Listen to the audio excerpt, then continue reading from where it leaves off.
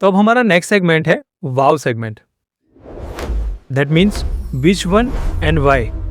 तो मैं आपको ऑप्शंस दूंगा, उसमें से आपको कोई एक चीज चुननी है और उसको एक्सप्लेन करना है कि वाई इट इज। तो सबसे पहला क्वेश्चन मेरा था कि सोलो राइड और group ride, I would prefer solo ride. And why? ऐसा है कि ग्रुप राइड है ना, वो 3-4 लोगों तक ठीक रहती है, और जैसे ही लोग ज़्यादा बढ़ते हैं ना, ऐसे ही एक्सप्लोर कम हो जाता है।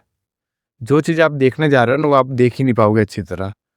तो मेरा ऐसा मानना है कि अगर आप ग्रुप राइड भी कर रहे हो, तो ऐसे लोगों के साथ करो जिनके साथ आप कंफर्टेबल हो।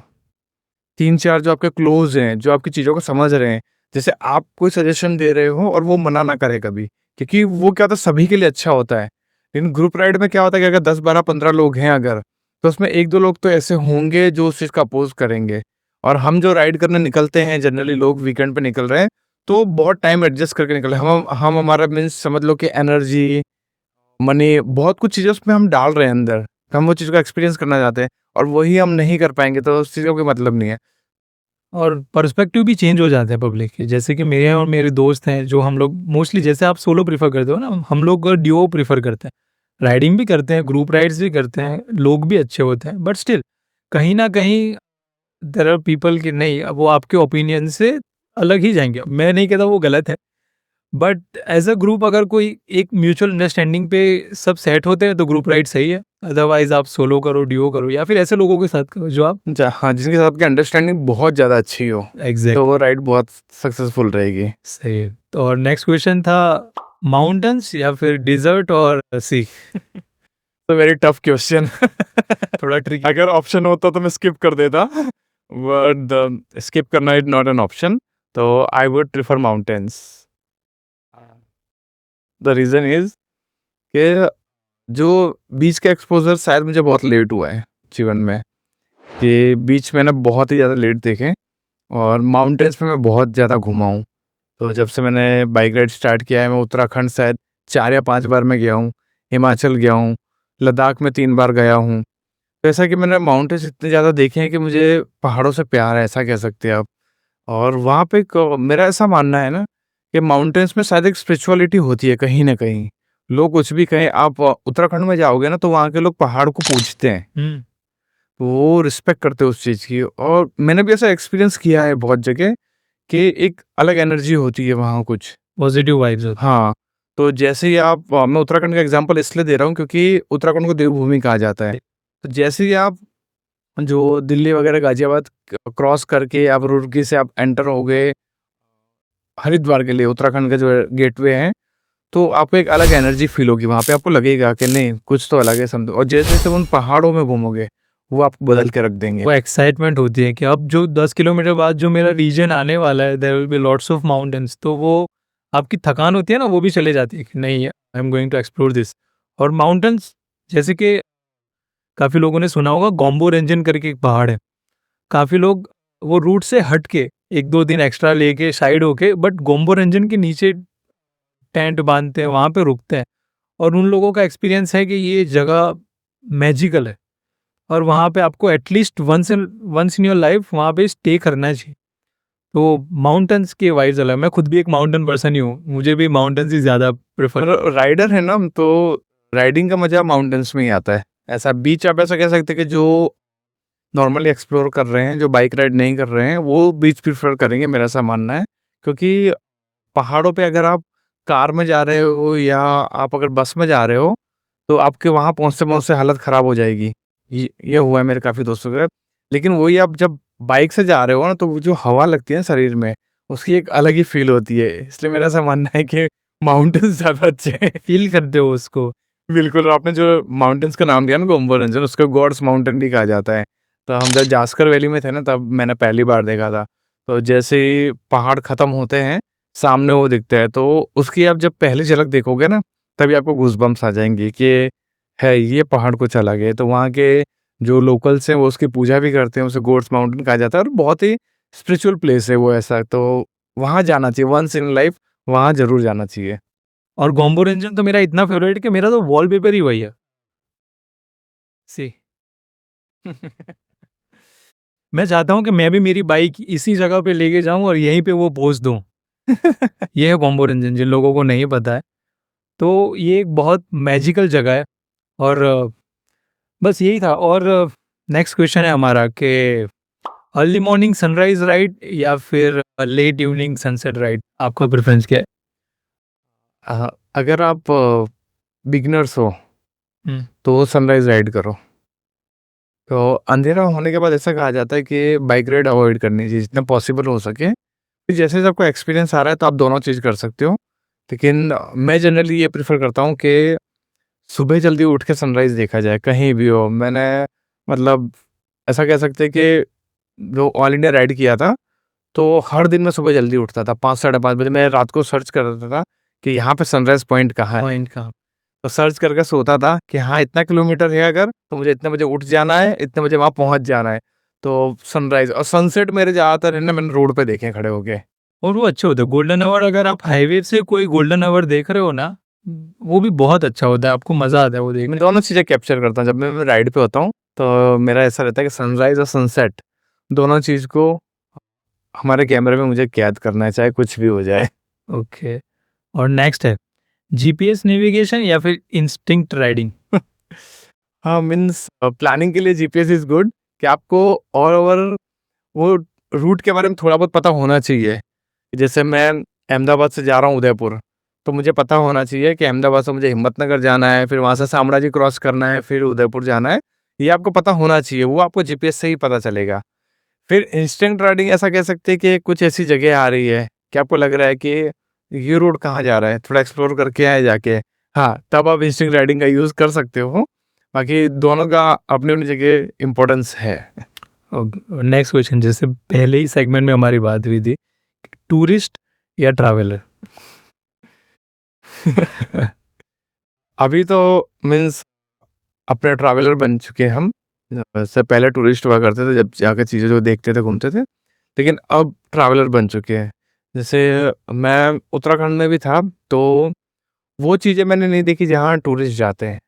वहाँ पे ऑलरेडी बहुत ज़्यादा क्राउड है, होटल के रेट ज़्यादा होते हैं, आप चीज़ों को एक्सप्लोर नहीं कर पाते हो।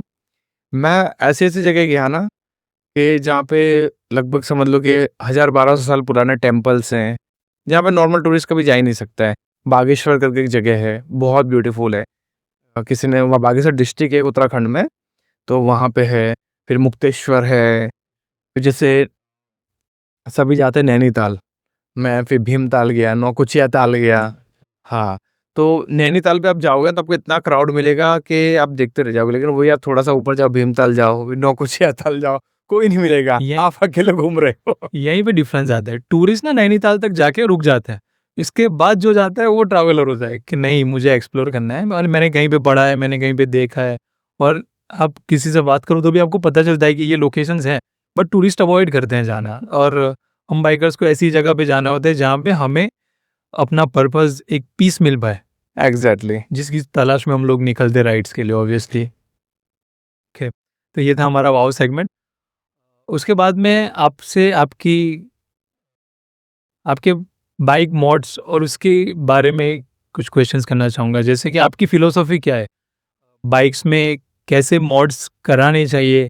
आफ्टर मार्केट एक्सेसरीज़, या फिर जो भी आपके सजेशंस हों, जैसे कि कुछ लोग एग्ज़ॉस्ट डलवा देते हैं। वो एक अप टू डेसिबल लिमिट हो तब तक सही है, आप कर सकते हो अगर आपका शौक है। बट वो फिर काफ़ी लोग उसका मिसयूज़ करते हैं। फिर कितने स्टेट्स ऐसे हैं जहाँ पे ऑक्सिलरी लाइट्स केरला बैंड है। हाँ, केरला कितनी जगह पे तो तोड़ देते हैं, मैंने ऐसा सुना है। तो उसके बारे में, आपके बाइक मॉड्स के बारे में आपकी क्या सजेशंस हैं? कितनी चीज़ों में आपको वो चीज़ें जो नेसेसरी है करवानी चाहिए, कैसी चीज़ें हैं जो लोग अननेसेसरी सिर्फ ट्रेंड के चक्कर में करवाते हैं? तो मेरा ऐसा मानना है कि कोई भी कंपनी अगर अपना मोटरसाइकिल लॉन्च कर रहा है ना, तो उसने उसके पीछे सालों रिसर्च किया हुआ है। तब जाके वो एक परफेक्ट मोटरसाइकिल बनाते हैं कि ये मोटरसाइकिल ऐसा होना चाहिए। तो उसमें अननेसेसरी आप मॉडिफिकेशन करा रहे हो ना, तो वो आपको ही हार्म करेगा, आज नहीं तो कल जाके। तो जितना हो सके इस चीज़ को अवॉइड करो कि अननेसेसरी ज़रूरी चीज़ें हैं। जैसे आपने क्रैश गार्ड लगवा लिया, इंजन गार्ड लगवा लो आप। और अगर आप नाइट राइड कर रहे हो या पहाड़ों में कहीं जा रहे हो, तो आपके पास एक ऑक्स लाइट होना चाहिए, एक्स्ट्रा फॉग लैम्प जो होते हैं वो लगा लो, दैट इज़ गुड। और अगर आपको थोड़ा-सा और ज़्यादा मॉडिफिकेशन करना है कि हाँ, लग रहा है कि और अच्छा चाहिए, तो हम नकल गार्ड लगवा सकते हैं। और जो अगर विंड ब्लास्ट ज़्यादा आ रहा था विंड जो एक्सटेंडर है वो लगवा सकते हैं। ये मेरे हिसाब से मुझे लगता है कि नेसेसरी है, बस इतनी चीजें अगर ठीक है, दिस इज़ फाइन। हाँ, अगर इतनी चीजों में आप कर रहे हो तब तक सही है। कितने लोग क्या है बाइक को एस्थेटिक अच्छा लुक देने के चक्कर में ना उसके बैटरीज पे और उन सब चीज़ों पे असर पड़ती है। जैसे कि मुझे अगर ऑक्स लाइट लेनी है तो आई वुड डेफिनेटली प्रेफर कि मैं थोड़ा सेविंग करके एक अच्छी ब्रांड की लूँ। बट आफ्टर मार्केट में कितनी जगह पे इतनी डुप्लीकेट्स मिलती हैं जो सीधी हमारी बैटरी की लाइफ पे इफेक्ट करती है। तो वो 2000 बचाने के चक्कर में हमारी 6000 की बैटरी चली जाती है, तो वो सब इश्यूज होती। तो ऐसे मोड्स में नहीं जाना चाहिए। आई विल सजेस्ट कि आफ्टर मार्केट जो नेसेसरी है, क्रैश गार्ड है जिसका एक पर्पज़ है, और वो भी अच्छे से अच्छी ब्रांड के जो आपकी तहज़ीब पे इफ़ेक्ट ना करे, अच्छे रहे उस हिसाब से, तो ऐसे मोड्स करवाने चाहिए। और नेक्स्ट सेगमेंट में मेरा क्वेश्चन है जो थोड़ा-सा कंट्रोवर्शियल हो सकता है, मतलब कंट्रोवर्शियल एज़ इफ कि अभी जो हम गुजरात में हैं, अहमदाबाद में हैं, तो यहाँ पे जो राइडिंग कल्चर ग्रो हो रहा है, उसके बारे में आप क्या कहना चाहोगे? जो राइडिंग कल्चर, राइडिंग ग्रुप्स है, यहाँ पे भी काफ़ी ग्रुप्स हैं जहाँ पे नंबर ऑफ राइडर्स की राइड्स होती है। फॉर एग्ज़ाम्पल हम लोग इमेजिन करते हैं कि 5 लोग भी ज़्यादा हो गए, और हमारे यहीं से कितने राइडिंग ग्रुप हैं जो 100 प्लस, 200 प्लस और 300 प्लस राइडर्स की रेस में लगे हो। तो मैं जस्ट आपके पर्व्यूज़ चाहूँगा कि आपका क्या कहना है इन सब चीज़ों के बारे में? हाँ, मतलब काफ़ी ग्रुप ने कोशिश की कि मैं उनके साथ जॉइन करूँ और मैंने भी कोशिश की, ऐसा नहीं है। लेकिन 1 या 2 राइड में मैं समझ गया कि शायद मैं इनका पार्ट नहीं बन पाऊँगा। वो टफ़ था मेरे लिए बहुत, ऐसा कि जैसे जो भी ग्रुप बना रहे हैं, तो उनके मतलब मैं ऐसा जज नहीं कर रहा हूँ, पर उनके अंदर रहता था कि आई एम समथिंग, ऐसा कि मैंने ऐसा फ़ील किया है। जी। तो मैं 1 या 2 राइड में गया, फिर मैंने वो ग्रुप ही छोड़ दिया। मैं जनरली सोलो राइड करता हूँ ऐसे भी, लेकिन हमेशा नहीं हो पाता है। कभी ब्रेकफ़ास्ट राइड करनी है, ये राइड करनी है, तो फिर मैंने प्रेफ़र किया कि जो मेरे 4-5 दोस्त थे, जो हम सालों से राइड कर रहे हैं, तो हमने सोचा कि हम जो 3-4 लोग हैं, 2 होंगे तो 2, लेकिन हम 2 लोग चले जाएँगे, लेकिन इस चीज़ों में नहीं जाएँगे। और ग्रुप बनाने का फ़ायदा एक ये है कि आपको उसमें एक्सपीरियंस राइडर मिल जाएँगे, लेकिन आप उनके एक्सपीरियंस का यूज़ कर सको तो। हाँ, क्योंकि ज़्यादातर ऐसे लोग हैं जो सालों से ब्रेकफ़ास्ट राइड कर रहे हैं, और वो जब आप ब्रेकफ़ास्ट करोगे तो बातें ऐसी कर रहे होंगे कि आपको उनसे कोई मीन्स नॉलेज नहीं मिले। नॉलेज शेयरिंग कहीं नहीं है। मैंने अलग-अलग जगह जाके देखा है ऐसे। मैंने पूछा भी मेरे दोस्तों से जो जा रहे हैं ग्रुप में, तो वो बताते हैं कि चिराग भाई की नॉलेज शेयरिंग कहीं नहीं है। जैसे मेरे नॉलेज से कोई सीखे, उनके नॉलेज से मैं सीखूँ, ऐसी बाइक में मैं क्या तकलीफ़ आ रही है मुझे तो मैं किसी को बताऊँ तो कोई मुझे बताए। नॉलेज शेयरिंग कहीं नहीं है। यहाँ मतलब जज नहीं कर रहा हूँ मैं, लेकिन ज़्यादातर हो रहा है देखा-देखी। हाँ, सब अपने आप को बड़ा बनाने में लगे हैं, लेकिन कोई राइडर्स को ग्रो कराने में कोई नहीं लगा है।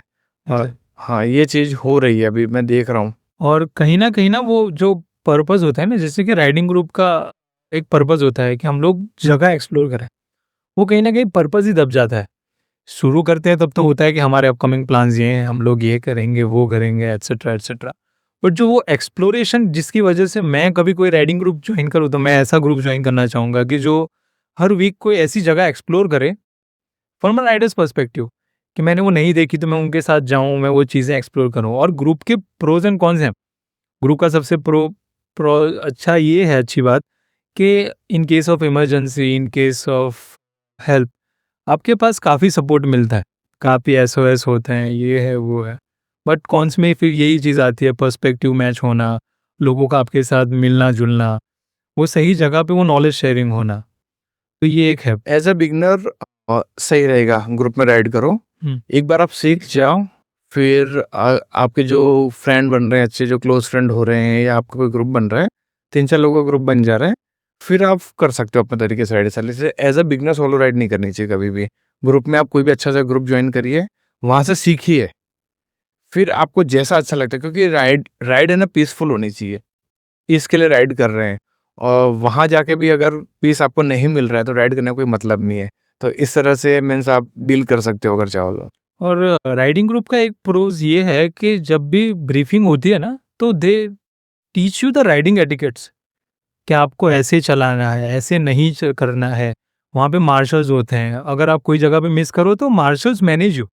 तो ये सबसे अच्छी बेनिफिट पार्ट है कि अगर आपको ये कल्चर में इंट्रोड्यूस होना है तो आप राइडिंग ग्रुप ज्वाइन करो। मार्शल्स आपको ब्रीफ करते हैं, वो ब्रीफ के अंदर आपको सारी चीज़ें सिखाते हैं कि ये राइडिंग एटिकेट्स है, ये राइडिंग फॉर्मेशन है, ये साइन मैं अगर दे रहा हूँ तो इस साइन का ये मतलब है, ये साइन का ये मतलब है। तो आप वो चीज़ें 2-4 राइड ग्रुप में करते हो तो आप भी सीख जाते हो कि नहीं यार, एक पर्टिकुलर राइडर में और नॉन राइडर में इतना फ़र्क होता है। ये साइन्स हैं, ये सब चीज़ें हमें समझनी चाहिए। तो ये एक बहुत अच्छा प्रो है मेरे हिसाब से राइडिंग ग्रुप्स का। सही है। और उसमें राइडिंग ग्रुप का एक पॉइंट ये भी है कि जैसे कि बहुत बड़ा ग्रुप हो तो वहाँ पे वो सीसी से काफ़ी लोग डिफरेंशिएट करने लगते हैं। और ये सिर्फ यहाँ नहीं, पूरे ऑल इंडिया के जितने भी ग्रुप्स होते हैं कहीं ना कहीं होता है कि कोई टू बी अ राइडर है जो अभी वो सिचुएशन में नहीं है कि ऐसी कोई बाइक खरीद पाए जो हायर सीसी रेंज की हो, बट स्टिल ही जॉइंस। तो पीपल ट्राई टू अवॉइड। ऐसा आपने कभी मैं थोड़ा सा बताना चाहूँगा इसके बारे में कि मैं लेह सिटी में था। लेह सिटी में मैं शायद 10 या 12 दिन रुका था रिलैक्स होने के लिए सिर्फ। मुझे इतना अच्छा लगा था वो सिटी। तो मेरे यहाँ पे अहमदाबाद हिम्मतनगर में दोस्त है गुज्जू राइडर। तो उस टाइम पे वो लोग भी लेह आए हुए थे। तो हमारी बात होती रहती थी इंडिया राइड शुरुआत होने से। तो उन्होंने वो जिस होम स्टे में होटल में रुके थे वहाँ बुलाया कि चिराग भाई आओ मिलते हैं ऐसा। तो मैं वहाँ गया, मेरा मोटरसाइकिल रोड पे रख दिया और मैं चला गया। तो एक बंदा ढूंढते आया होटल में कि ये जो मोटरसाइकिल है ये इंसान कहाँ है। तो हाँ, तो मुझे ढूंढते रूम तक आ गया। तो पहली बार मेरी उनसे तब बात हुई, बैठे हम लोग बात करी, मैं गुज्जू राइडर और वो आरजे राइडर करके हैं राजस्थान से। हाँ, तो उस दिन हमारी दोस्ती हुई उनसे और काफ़ी अच्छी दोस्ती, बहुत डाउन टू अर्थ इंसान है। तो वो भैया थे, वो स्प्लेंडर से आए थे लद्दाख ऐसा। और वो इंडिया राइड के पहले दिन से मुझे फॉलो कर रहे हैं, जैसे आपने बताया था जो रेन वायरल हुई तब से ही। हाँ, तो वो इसलिए आए थे कि इनसे मिलना है। जैसे हमारी बातचीत हुई, दोस्ती हुई, अभी भी हम बहुत अच्छे कांटेक्ट में, अभी भी बहुत अच्छी दोस्ती है हमारी। वो स्प्लेंडर से तो उस टाइम आए थे, उसके बाद शायद 4 या 5 बार और गए वो वही स्प्लेंडर लेके। तो ये जो लोग बोलते हैं ना कि ये सीसी वो सीसी, उनके मुंह पे तमाचा है। ऐसा कुछ नहीं होता। और वो 100 सीसी ग्रुप चलाते हैं कि वो लोअर सीसी वालों को लद्दाख लेके जाते हैं। वो सीख के आए और हाँ, 4-5 उन्होंने बैच पूरी कराई है, शायद 15-15 20-20 लोगों की, फुल्ली बजट में लो सीसी मोटरसाइकिल को पूरा लद्दाख घुमा के वापस राजस्थान लाते हैं। तो इस तरह से है कि CC doesn't matter at all. आपके पास विल पावर है तो आप कर सकते हो। इसलिए। और ये मतलब राइडिंग ग्रुप्स में ऐसा होता है कोई बार कि यार जो बेनेली बीएमडब्ल्यूज वाले अलग, टीवीएस और उसके वाले अलग, केटीएम्स वाले अलग चलते हैं, आरी वाले अलग चलते हैं। तो ये काफ़ी बार होता है। बट आई वुड सजेस्ट कि इन सब चीज़ों पे अगर आपके साथ होता है तो आपको ध्यान नहीं देना चाहिए। आप बस अपने ड्रीम पे फोकस करो। तो ड्रीम की बात अभी निकल ही चुकी है, तो मैं भी आपसे पूछना चाहूँगा कि हर किसी का एक ड्रीम होता है। जैसे कि एज़ ऑफ नाउ मेरा ड्रीम है कि मैं वर्ल्ड्स हाईएस्ट मोटरेबल पास को कॉन्कर करूँ, बट आपने तो वो कर चुके हैं आप ऑलरेडी 1-2 बारी, luckily, touch wood. But in future आपके कोई फ्यूचर प्लान्स, कोई फ्यूचर प्रोजेक्ट्स जो आपने अभी सोच के रखे हैं, एग्जीक्यूट करने में देयर मे बी टाइम के हो, बट आपके क्या प्लान्स हैं इन फ्यूचर? जैसे मैंने शुरुआत में बताया था, मैंने पासपोर्ट अभी जस्ट बनाया है। That is around 1 month ago I think I got my passport. तो मेरा मन ऐसा है कि जैसे बाहर तो मुझे घूमना है। मैंने कहा कि पहले अपना देश घूमो, फिर विदेश घूमो, ऐसा। तो मैं ऐसा सोच रहा हूँ कि 2026 में है ना, हमारा भारत से लेकर थाईलैंड तक एक हाईवे बन रहा है। That will pass around from I think north east Myanmar and Thailand, I think Bangkok तक जाएगा वो। तो वो हाईवे कहा जा रहा है कि 2026 के एंड तक दैट विल बी रेडी। तो मेरा ऐसा मन है कि मैं अपनी मोटरसाइकिल से वो हाईवे से एक बार कोलकाता से राइड स्टार्ट करूं और जाऊं थाईलैंड तक। ये ऐसा मेरा मन है। शायद फ्लाइट से भी जा सकते पहले अगर कभी प्लान हुआ, लेकिन बाइक से जाने का मन है कि हाँ, कि वो एक करना है। और दूसरा, नेपाल मुझे घूमना है अपनी मोटरसाइकिल से। कि नेपाल मेरा बहुत सालों से मन है कि मैं बॉर्डर तक 2 या 3 बार गया हूँ, नेपाल बॉर्डर तक, लेकिन कभी मैं घूमा नहीं हूँ जाके अंदर। तो वो एक ऐसा मन है कि ऐसा कहा जाता है कि जिस तरह से हमारा लद्दाख ब्यूटीफुल है, ऐसे नेपाल में जो मनांग मस्तांग वगैरह जगह हैं वो बहुत ज़्यादा ब्यूटीफुल है। तो ये एक ऐसा, ये 2 चीज़ें मैंने भी सोची हैं कि ये मोटरसाइकिल से करनी है मुझे, फिर देते आगे जैसी फिर मर्जी। इंसान जा सकता है 2.5 घंटे फ्लाइट में बैठ के, 3 घंटे हो रहे, मैं गया था, मुझे 2.5-3 घंटे हुए थे थाईलैंड में। इंसान जा सकता है फ्लाइट से, बट नहीं, हम बाइकर्स हैं, हम पूरा रूट कॉन्कर करके सारी कैलेमिटीज नेचुरल सब एंजॉय करते करते कितने ही दिन पे पहुंचे, बट हम करेंगे। तो आपने इसके बारे में रिसर्च भी काफ़ी कुछ किया होगा, तो जो बाइक्स को इंटरनेशनल ले जाने के लिए जो डॉक्यूमेंटेशन और उसका भी प्रोसेस होता है ना, जैसे हमारा वीज़ा लगता है, वैसे बाइक्स के बारे में वो कार्नेज का जो एक डॉक्यूमेंट हो। हाँ, एक्चुअली क्या है कि जो म्यांमार है, दैट इज़ बर्मा आल्सो, तो उसमें थोड़ी भी इंस्टेबिलिटी चल रही है, तो उसी की वजह से हाईवे में थोड़ा डिले हुआ है। अदरवाइज इतना इंडिया साइड में ऑलमोस्ट बन चुका है और थाईलैंड साइड में ऑलमोस्ट बन चुका है, तो वो एक पैसेज बचा है। इस पर मैं हमेशा देखता रहता हूँ कि वहाँ पे कितना डेवलपमेंट हुआ। दूसरी चीज़ ऐसा है कि म्यांमार में ऐसा बीच में रूल आए थे कुछ, कि वहाँ पे आपको घूमने के लिए टूर गाइड रखना कंपलसरी है, जैसे कि भूटान में भी है। अच्छा, हाँ, भूटान में भी आप ऐसे नहीं घूम सकते हो, आपको टूर गाइड रखना है, ऐसे म्यांमार में भी आया था। हाँ, मैंडेटरी है। तो वो चीज़ शायद मुझे ऐसा लगता है कि ऑब्स्टेकल बन सकती है एक। अगर ये 1-2 चीज़ें अगर हो जाएँ, तो हो सकता है, ईज़िली हो जाएगा कि भारत साइड में तो हमें कोई प्रॉब्लम नहीं है। थाईलैंड में हाँ, थोड़ी इंस्टेबिलिटी म्यांमार में है, वो अगर हो जा रही है सही जनरली जियो पॉलिटिकल इशू चल रहा है जो हाँ, तो वो अगर एक चीज़ सही हो जा रही है तो शायद लास्ट मंथ भी न्यूज़ आई थी कि 2026 के एंड तक रेडी हो जाएगा। तो कर लेंगे, मुझे ऐसा लग रहा है कि ये ईयर एंड तक शायद ये गोल जो पूरा कर लेंगे। ये क्या है, अभी तक जिन लोगों से पूछते हो ना, तो अभी क्या ट्रेंडिंग में चल रहा है, इंडिया टू लंदन राइड। काफ़ी इन्फ्लुएंसर्स हैं जो सिलेक्ट करते हैं कि हम लोग इंडिया से लंदन बाय बाइक जाना चाहते हैं, और वो रूट बहुत सीधा स्पेसिफिक, और आप आराम से वो चीज़, मतलब आराम से तो नहीं, बट आप वो प्लानिंग से कर पा रहे हो। बट उसमें ऐसे चैलेंजिंग रूट्स सिर्फ वो डकार का जो पैच आता है वो है, और जो आपको किसी जगह पे आपको पॉट करवानी पड़ती है बाइक्स, वो सब।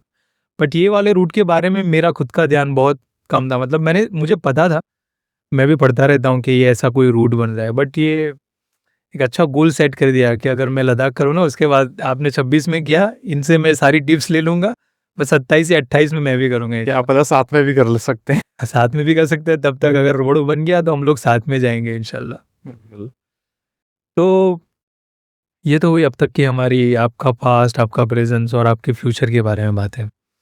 तो अगर कोई यंगस्टर, कोई बिगिनर अपना ये एपिसोड देख रहा है, ये पॉडकास्ट का वीडियो देख रहा है, तो आप क्या सजेशन देना चाहोगे in terms of safety concerns, in terms of consistency, in terms of अगर वो लोग सोच रहे हैं कि हमें भी सोशल मीडिया पे कोई अपना प्रेजेंस, एक आइडेंटिटी बनानी है, तो इस टर्म्स में अगर आप कोई एकदम यंगस्टर है जो इस वीडियो से इंस्पायर होना चाहता है आपको देख के, क्योंकि मैं खुद भी इंस्पायर हुआ था, जब इनका वीडियो देखा था, मुझे काफ़ी हद तक हुआ था कि मैं भी एक बजट फिक्स करूं और मैं भी इंडिया राइड करूं, और जो मैं करूंगा। तो वैसे ही अगर कोई यंगस्टर देख रहा है, तो आपका उनके लिए क्या मैसेज होगा? तो हाँ, मेरा ऐसा मानना है कि हाँ, ये दोनों चीज़ें अलग हैं, राइड करना और कंटेंट क्रिएशन। जी। हाँ, तो सबसे पहले राइडिंग है ना, ये बहुत ही एक्सपेंसिव एक्सपोर्ट है, ऐसा मैं कहूँगा कि ये बहुत ही महंगी चीज़ है। तो पहले खुद को बिल्ड करो। एंड्योरेंस। हाँ, अपने जो पेरेंट्स हैं उन पे प्रेशराइज़ मत करो इस चीज़ को लेके, खुद को बिल्ड करो, खुद का कुछ आप बनाओ, अपना बेस पावरफुल करो। वो चीज़ को बोलते हैं कि आगे ले जाने के लिए आपके पास फंड होना चाहिए इतना कि आप एक पॉइंट से दूसरे पॉइंट जा सको। खुद को आपने बिल्ड किया, फिर इस चीज़ में आगे जाओ। राइडिंग तो एक्सपेंसिव है ही, साथ में कंटेंट क्रिएशन भी बहुत ही ज़्यादा मीन्स अब तो वास्ट हो चुका है। हर चीज़ हर रोज़ नए-नए गैजेट्स आ रहे हैं, नई चीज़ें आ रही हैं, तो उस चीज़ का भी आपको नॉलेज होना चाहिए। आप किसी को देख के इंस्पायर हो रहे हो, दैट इज़ गुड, लेकिन उनके इन्फ्लुएंस में इतना ना आ जाइए कि अपना आप बिगाड़ लो कुछ। ची चीज़ों को धीरे-धीरे अपग्रेड करो। मैंने बताया था जब मैंने फर्स्ट राइड किया था ईस्ट टू वेस्ट, तब मेरे मोटरसाइकिल में फॉग लैम्प भी नहीं थे। मैंने ऐसे ही किया था पूरा 18 दिन राइड। इवन मेरे पास राइडिंग पैंट भी नहीं थी। मैं जो हाँ, नी गार्ड और ये सब यूज़ करता था। हेलमेट मेरे पास अच्छा था, हेलमेट मैं पहले से अच्छा यूज़ करता हूँ। हेलमेट और ग्लव्स 2 चीज़ें मैं कभी कॉम्प्रोमाइज़ नहीं करता।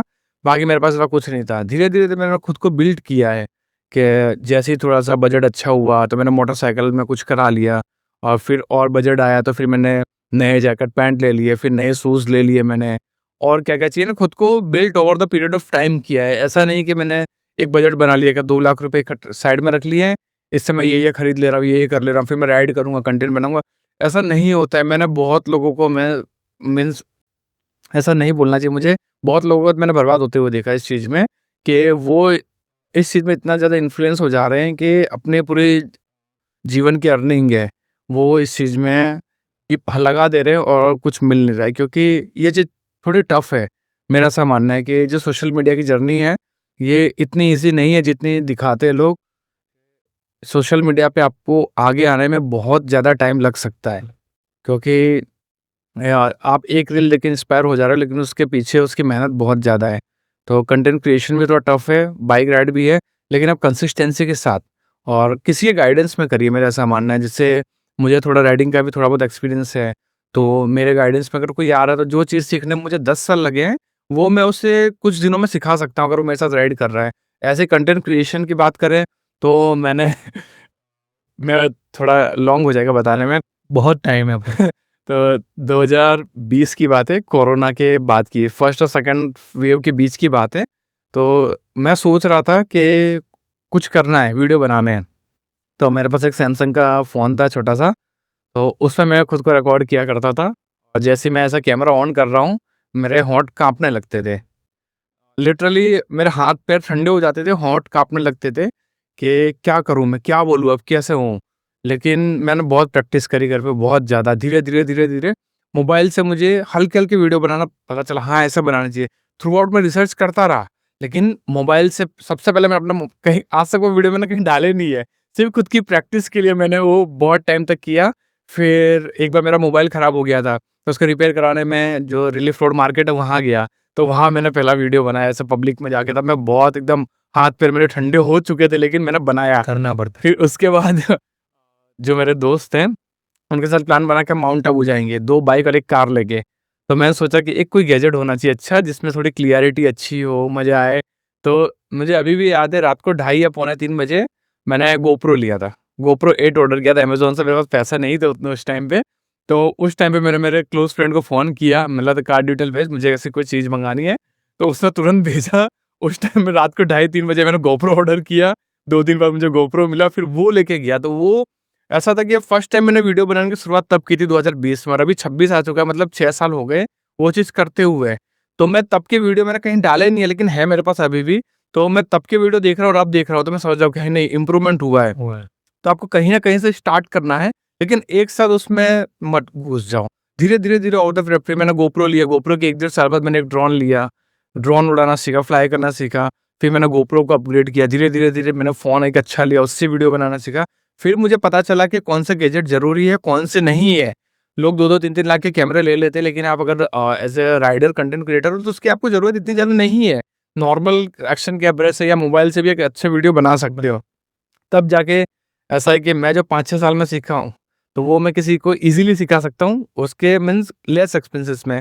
तो ऐसा कोई एक्सपीरियंस बंदा है आपके पास, तो उससे आप सीखिए और फिर इस फील्ड में आगे आए। बहुत परफेक्ट आपने कहा। जैसे कि अगर अभी आप अगर द रोड रनर की प्रोफाइल देखोगे ना, तो आपको अच्छे से फ्लैशी 34,000 33,000 समथिंग फॉलोअर्स मिलेंगे। बट वो कमाने में, इज़्ज़त से कमाने में 5-6 साल लग जाते हैं। तो वो प्रोसेस होती है। और जैसे कि एंड्योरेंस की आपने बात करी, मैं खुद मेरे राइडिंग ग्रुप में या फिर मेरे जितने भी दोस्त होते हैं राइडर्स, मैं अभी से उनको सजेस्ट करता हूँ। जैसे कि हर कोई बोलता है, "अरे! लद्दाख जाऊँ छे, लद्दाख जाना है।" बट आई से कि before you go Ladakh, you each month practice for it. आप ऐसी राइड्स करो फॉर नो रीज़न। यहाँ से नवसारी जाओ, नवसारी से वापस आओ इन अ सिंगल डे। 500-600 किलोमीटर वाली राइड हर महीने आप 1-2 राइड करो, तब आपकी बॉडी वो एंड्योरेंस गेन करेगी, और तब जाके आप, अगर आपको लद्दाख कॉन्कर करना है, तो आप वो डिस्टेंस क्लियर कर पाओगे। 6 महीने राइड नहीं करी और 7वें महीने निकल गए कि मेरे को 16 दिन में लद्दाख क्लियर करना है, तो वो बहुत फिज़िकली बहुत टफ हो जाता है। ऐसा मैं सोचता हूँ। तो मैं भी काफ़ी लोगों को यही सजेस्ट करता हूँ कि आप पहले एंड्योरेंस क्रिएट करो, धीरे-धीरे स्टेप बाय स्टेप जाओ। लद्दाख है ना, ऐसा है कि मेरा ऐसा मानना है कि लद्दाख फ़ील करने वाली चीज़ है। लद्दाख जाने वाली चीज़ नहीं। लोग पूछते मैं लद्दाख करके चेक पॉइंट जैसा, हाँ। मैं ये करके आया। लद्दाख को मैं रिक्वेस्ट करूँगा आपसे कि जैसे हम सभी जॉब करते हैं कहीं न कहीं, तो हमारे पास टाइम कम होता है। तो अगर आपके पास टाइम कम है ना, then you can fly to Leh, वहाँ से मोटरसाइकिल रेंट करो और लद्दाख को फ़ील करो। क्योंकि मैंने बहुत से ऐसे राइडर देखे हैं जो एक दिन में 800-800 1000-1000 किलोमीटर चला के चंडीगढ़ चले गए, वहाँ से मनाली जाके और लद्दाख को टच करके वापस आ गए। लद्दाख वो चीज़ नहीं है। मैं बोलता हूँ कि आप लद्दाख में रोज़ का 200 किलोमीटर राइड करो, लेकिन आपने एक बार लद्दाख को फ़ील किया ना, तो फिर आपको और कुछ अच्छा नहीं लगेगा। वहाँ पे हर 10 किलोमीटर पे माउंटेन्स के कलर चेंज हो जाते हैं। उस चीज़ को देखो आप। लद्दाख की वाइल्ड लाइफ बहुत अलग है। लद्दाख के जो लैंडस्केप है ना, वो एकदम डिफरेंट है। आप देखोगे, कुछ जगह देखोगे आपको डेजर्ट मिलेगा, कुछ जगह आप देख रहे हो आपको बड़े-बड़े माउंटेन्स मिल रहे हैं। थोड़ा आगे जाके देखोगे आपको स्नोफॉल मिल जाएगा, कहीं देखोगे आपको लेक मिल जा रही है। तो लद्दाख ऐसी चीज़ है, उसको फ़ील करने वाली चीज़ है। लद्दाख को ऐसा मत करना कभी भी कि आप गए और जाके आ गए, नाम के लिए मत करना। कभी भी आपको अगर मौका मिल रहा है, तो लद्दाख को अच्छी तरह से एकदम बोलते हैं ना, स्लो ट्रैवल करके एक्सप्लोर करना। और ये सोशल मीडिया की अगर आपकी इंटरेस्ट है तो वो कंसिस्टेंसी से आता है और धीरे-धीरे स्टेप बाय स्टेप आता है। जैसे मैं भी सीख रहा हूँ तो मैं पहले फ़ोन से वीडियोज़ बनाता हूँ, फिर मुझे एक्शन कैम्स लेने थे तो मैं सीधा ये जो स्टूडियो है क्वालिटी फ़िल्म्स, शशि भाई के पास आ गया और वहाँ पे भी उन्होंने मुझे गाइड किया कि अगर आपका ये बजट है तो आप ये कैमरा लो, अगर आपका ये बजट है आप ये लो, ये अननेसेसरी आप इसमें मत पड़ो, ये नेसेसरी आप ये लो, दूसरी चीज़ों में आप अवॉइड कर सकते हो। तो ऐसे कोई स्पेसिफिक किसी का गाइडेंस लो जिससे उस चीज़ के बारे में नॉलेज है। जैसे कि कल उठ के मुझे कहीं पे इंटरनेशनल या नेशनल जाना होगा तो आई वुड डेफिनेटली कॉन्टैक्ट चिराग भाई कि चिराग भाई मुझे ये है, आप मुझे आपको जितना पता है उतना आप मुझे नॉलेज दो। तो आप लोगों से सीखो, लोगों से बात करो, कॉन्टैक्ट करो, तो आप भी सीखोगे इन सब चीज़ों के बारे में। एग्जैक्टली एक्सपीरियंस इंसान का होना जीवन में इसलिए ज़रूरी है कि जैसे शशि भाई को अगर मुझे आगे कुछ अपग्रेड करना हुआ तो I will contact to Shashi भाई एट द क्वालिटी फिल्म्स कि शशि भाई मुझे ऐसा करना है, मैं क्या करूं। और कोई ऐसा है जो बिल्कुल स्टार्ट कर रहा है राइड, वो मेरा कॉन्टेक्ट कर सकता है कि चिराग भाई मुझे ऐसे ऐसे। और मैं है ना डीएम में लगभग कोशिश करता हूँ, अगर 100 मुझे मैसेज आ रहे हैं तो 70-75 लोगों की रिप्लाई मैं कर देता हूँ। कभी मैं बहुत ज़्यादा बिजी हूँ ऐसा कुछ है तो नहीं, बाकी मैंने बहुत से लोगों को गाइड किया है, बहुत से लोगों से इतनी अच्छी दोस्ती हो गई है कि ड्यूरिंग द राइड के मैं ऐसा इंसिडेंट बताता हूँ। मैं लद्दाख में था और लद्दाख में एक जगह है Siachen, this is the highest battlefield in the world.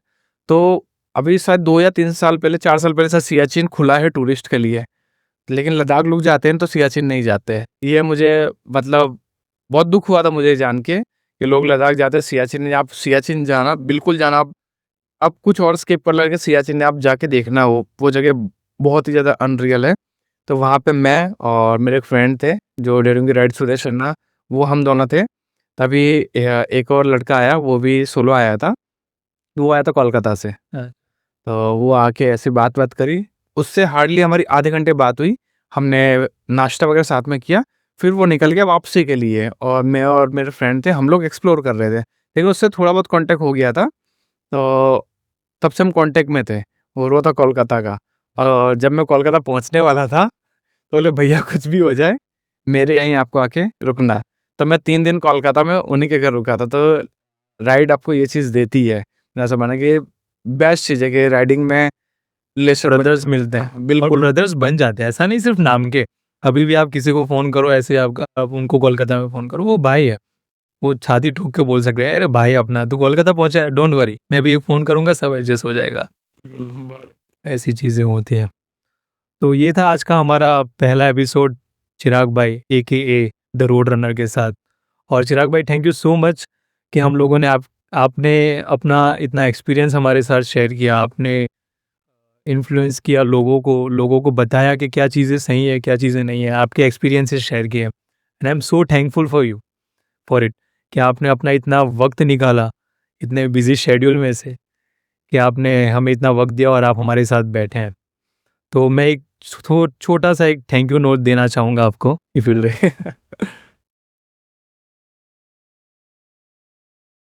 This is from the triple R show.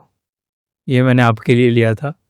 Thank you so much Rajan भाई for this. And I would like to say one thing कि आप अगर अहमदाबाद से या आसपास से, गुजरात से कहीं से भी हो, आपको कोई गैजेट से रिलेटेड गाइडेंस चाहिए तो शशि भाई हैं हमारे क्वालिटी फिल्म्स में। एग्जैक्ट पालड़ी पे है। आपको पालड़ी पे आके भी किसी को भी पूछोगे ना क्वालिटी फिल्म्स किधर है, यहीं पे स्टूडियो है, यहीं पे हमारा शॉप है शशि भाई का।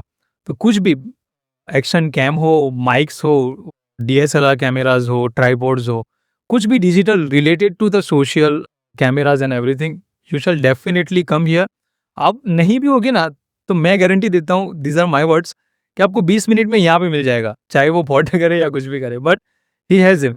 एक्चुअली क्या बिगनर्स के लिए ज़रूरी होता है कि उन्हें नहीं पता होता है, वो ज़्यादातर लोग क्रोम वगैरह से सर्च करते हैं, गूगल से, यूट्यूब से क्या-क्या चाहिए, लेकिन एक फिजिकल गाइडेंस बहुत ज़्यादा ज़रूरी होता है। मुझे लगता है कि शशि भाई की इसमें महारत है, ये उनको बहुत अच्छा नॉलेज है इस चीज़ का, तो मुझे भी एक अच्छा गाइडेंस, क्योंकि शशि भाई के बारे में सुना मैंने बहुत था, पर मिलना कभी नहीं हुआ था।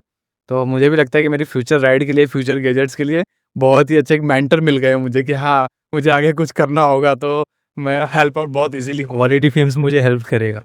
और ऑब्वियसली मैं खुद भी जब आया था ना एक्शन कैम के लिए, उन्होंने मुझे उनके पास जो भी कैमरे अवेलेबल सब खोल के दिखाए कि अरे भले खोलना पड़े, तू देख, ये प्रैक्टिकली ऐसे फीचर्स होते हैं, ये प्लस माइनस है, ये माइनस पॉइंट्स हैं।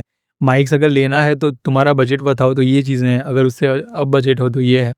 तो सारी और ये चीज़ें बहुत ज़रूरी है, क्योंकि हम जब रिव्यू देखते हैं ना, तो there are some paid reviews online available, तो आप उस चीज़ से डिफाइन नहीं कर पाओगे ये चीज़ की आपको ज़रूरत है कि नहीं, आपको इन्फ्लुएंस किया जा रहा है वो चीज़ बाय करने के लिए। बट आप फिजिकली कोई स्टोर में जा रहे हो ना, तो वो जो बनाने वाले इंसान है, उनको अगर अच्छा नॉलेज है, तो आपको इतना अच्छा गाइड कर देंगे कि आपको वो चीज़ परचेज़ करनी चाहिए या नहीं, वो आपको पता चल जाए। क्योंकि अभी technology day per day change हो रही है, और टेक्नोलॉजी के अकॉर्डिंग है ना, लोगों की नीड भी चेंज हो रही है, क्या ये नहीं ये चलेगा, ऐसा नहीं ये कर सकते हैं। तो उसके लिए शायद शशि भाई दी बेस्ट है अभी के टाइम पे।